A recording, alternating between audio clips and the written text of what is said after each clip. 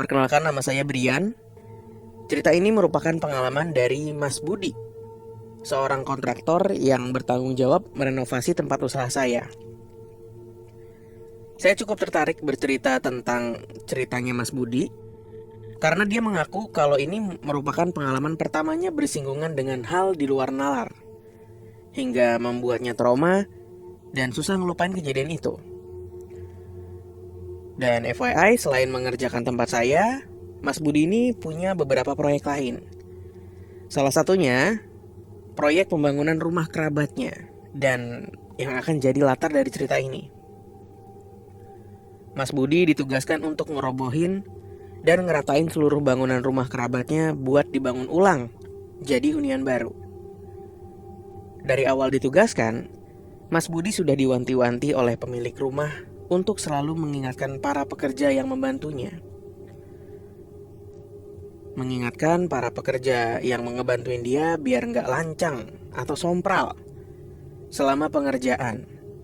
Karena rumah ini sudah lama nggak dihuni, kurang lebih 7 tahun. Dalam proses perobohan, Mas Budi dibantu oleh kurang lebih 5 orang pekerja.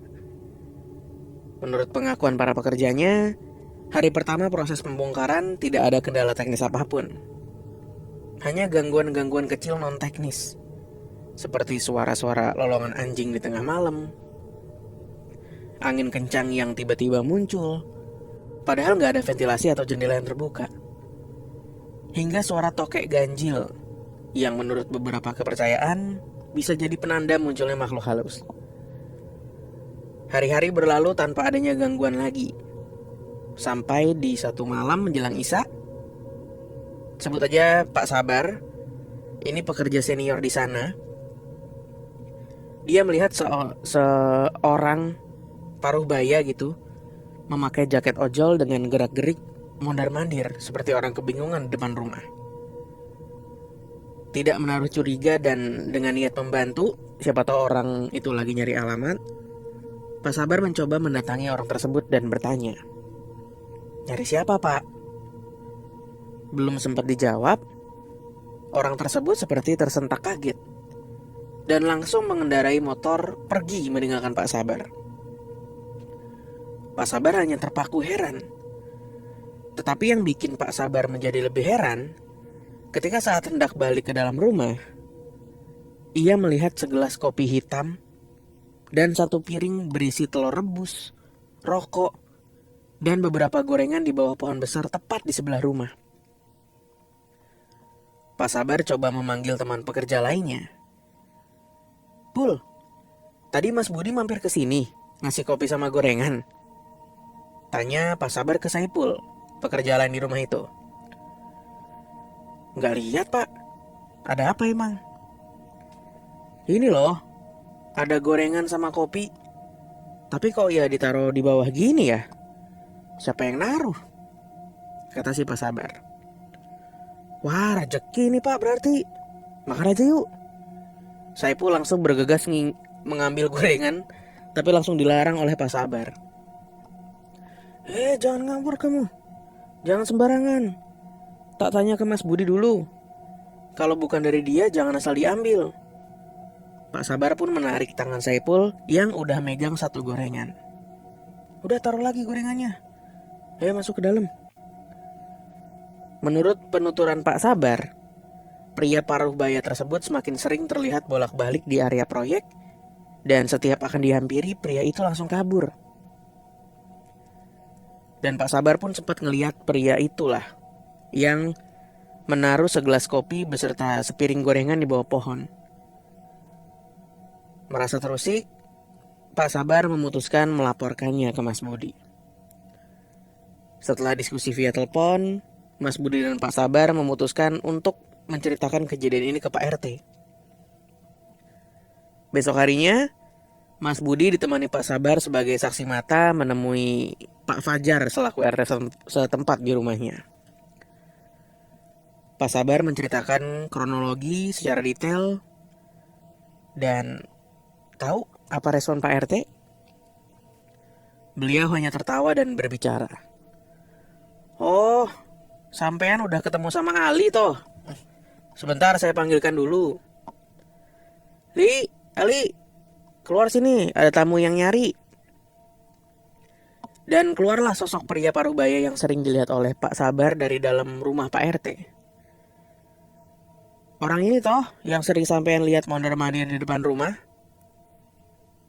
Raut muka Pak Sabar gak bisa bohong. Ia kaget dan syok. Dan ia hanya melongo. Pak Fajar menjelaskan bahwa wilayah ini masih kental dengan mengkeramatkan suatu benda atau tempat. Mereka beranggapan bahwa tempat keramat tersebut merupakan tempat sesepuh-sesepuh mereka berada. Sesepuh inilah yang membantu untuk menjaga wilayah dari hal-hal buruk dan menyalahi aturan. Nah, Ali ini dulunya warga yang nempatin rumah gak jauh dari proyek.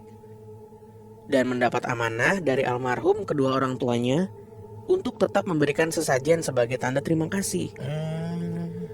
Karena apabila kebiasaan tersebut terhenti, ditakutkan akan terjadi hal-hal yang tidak diinginkan. Wes, pokoknya tenang mas. Mereka yang ada di tempat-tempat seperti itu nggak mengganggu kok. Asal kalian tetap menjaga unggah-ungguh dan sopan santun selama mengerjakan proyek.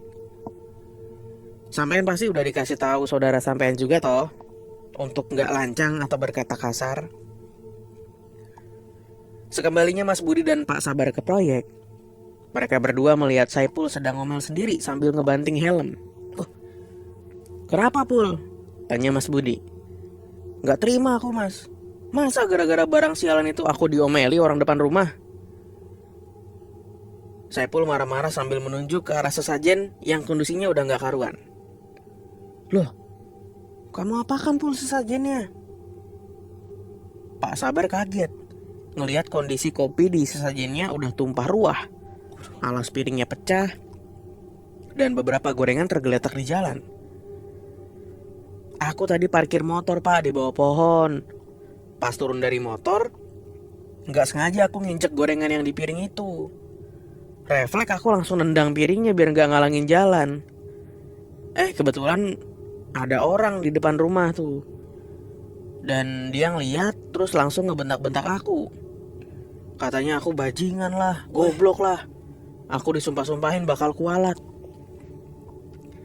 Saipul ngasih penjelasan nih ke Mas Budi dan Pak Sabar. Habis aku turun dari motor, kopi yang ada di gelas langsung aku siramin ke depan rumah dia biar adem. Dianya langsung masuk ke rumah. Beraninya ngegertak doang ternyata. Lanjut Saipul sambil tertawa mengejek. Astagfirullah Pul. Kamu tahu yang di piring-piring sana itu apa? Itu sesajen Pul buat sepuh di pohon keramat tempat kamu parkir motor. Mas Budi gak habis pikir nih sama apa yang dilakukan sama Saipul. Loh, sampean kok ikut marahin aku tuh mas? Sesajen tai. Gak percaya aku sama begituan mas. Semua tempat sama aja. Orang-orangnya aja yang gampang digobloi. Saipul langsung kembali ke dalam rumah, menghiraukan Mas Budi dan Pak Sabar yang sedari tadi cuma terdiam ngeliat tingkah laku Saipul. Astaga Pul, jogoin lambemu. Iso kualat lo kowe. Dijaga mulutmu Pul, bisa kualat lo kamu. Kata Pak Sabar sambil mencoba merapikan sesajen yang berantakan itu ke posisi semula. Kata Mas Budi, Saipul ini emang orangnya keras dan tegas. Meskipun baru berusia 20 tahunan, Saipul yang sering diandalkan Mas Budi apabila ada gesekan dengan orang-orang bermasalah di sekitar proyek-proyek sebelumnya. Namun yang tidak disadari Saipul adalah imbas kelancangan hari itu berakibat fatal baginya. Beberapa hari setelah merusak sesajen tersebut, Saipul mengalami demam tinggi. Bahkan beberapa kali kejang-kejang di lokasi proyek. Sempat dibawa ke puskesmas terdekat dan diberikan resep. Tapi gak ada perubahan. Badannya masih tetap demam tinggi. Tanpa izin dan tanpa pamit, Saipul memaksakan diri untuk pulang ke rumahnya yang berada di kota tetangga menggunakan sepeda motor. Meskipun sudah berulang kali dilarang oleh Mas Budi dan rekan pekerja yang lain. Naas, hal yang ditakutkan oleh semuanya benar-benar terjadi. Niat awal ingin berobat di kampung halaman, Saipul malah mengalami kecelakaan menabrak truk yang sedang ganti ban. Entah ia mengantuk sehingga gak fokus atau ada faktor lain, Yang jelas akibat kecelakaan tersebut membuat motornya ringsek nggak berbentuk. Saipul masih selamat, tetapi terluka parah hingga patah kaki di beberapa bagian dan mengalami koma. Dokter di rumah sakit pun mengakui setelah melihat kondisi Saipul dan kronologi kejadiannya, hampir mustahil melihat korban masih bisa selamat. Mendengar kabar kecelakaan dan kondisi Saipul, rekan pekerja lain dan terlebih Mas Budi syok bukan kepalang. Apalagi mereka mengetahui penyebab non-teknis yang kemungkinan menjadi akar dari insiden Saipul ini. Selama masa koma Saipul, beberapa pekerja mengaku sempat melihat Saipul di mimpi mereka. Saipul meminta tolong untuk diselamatkan. Yang ekstrim, sore hari di proyek rumah kerabatnya, Mas Budi sempat melihat Saipul sedang bekerja seperti biasa. Tetapi dengan kondisi yang sudah tidak utuh dan terdapat rantai belenggu di kedua kakinya. Saipul sempat menoleh ke arah Mas Budi sambil menangis dan berbicara. "Tulungono aku, Mas. Tolong saya, Mas." Pengalaman Pak Sabar juga gak kalah menegangkan. Ketika ia sedang duduk di warung kopi gak jauh dari lokasi proyek, tiba-tiba Pak Sabar samar-samar ngelihat sosok Saipul berdiri di samping pohon besar tempat persembahan itu. Dengan kondisi lehernya seperti dicekik oleh 2 tangan besar, tetapi tidak tampak badan dari tangan itu. "Pak, tolong. Aku kapok, Pak." Saipul menangis sambil pelan-pelan menghilang di kegelapan. Mas Budi dan rekan pekerja lain sebenarnya mempunyai niat untuk menjenguk, namun tidak diperbolehkan pihak keluarga karena alasan tertentu. Teror hebat sosok Saipul ini berlangsung selama berhari-hari. Selama itu pula sosok yang menyerupai Saipul masih kerap terlihat di proyek atau datang ke mimpi pekerja lainnya. Teror berakhir ketika pagi hari saat hendak memulai pekerjaan, Mas Budi mendapat telepon dari adik Saipul. Ia memberi kabar bahwa Saipul telah meninggal dunia. Adik Saipul juga bercerita bahwa selama masa koma tersebut, ternyata pihak keluarga telah memulangkan paksa Saipul dari rumah sakit agar dapat dirawat di rumah dan dekat sama keluarga. Keluarga juga melarang pihak-pihak lain untuk menjenguk si Saipul karena kondisinya yang makin hari makin memburuk, baik secara fisik yang semakin sulit untuk dikenali sebagai Saipul. Di masa komanya, tubuh Saipul beberapa kali seperti kejang, sering keluar keringat dingin. Pihak keluarga sempat membawa beberapa orang pintar dan sesepuh untuk mengecek keadaan Saipul. Namun kebanyakan dari mereka nyerah gitu aja. Entah apa yang sebenarnya dilihat atau dihadapi oleh para orang pintar tersebut. Cukup sekian bang ceritanya. Percaya atau nggak percaya ya. Cerita ini semakin meyakinkan bahwa kita harus menjaga perilaku kita dimanapun kita berada.